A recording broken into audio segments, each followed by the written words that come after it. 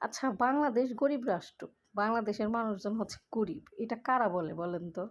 আমি তো মনে করি যে না, বাংলাদেশ গরিব রাষ্ট্র না। বাংলাদেশের মানুষ গরিব হওয়া সত্ত্বেও যে পরিমাণে ঈদের শপিং করতেছে বা যেই পরিমাণ তাদের বাজেট, তার অর্ধেক শপিং যদি মালয়েশিয়ানরা করতো বা তার অর্ধেক যদি বাজেট তাদের থাকতো, আমি এই বিগত ৩ বছরে দেখলাম না এটা।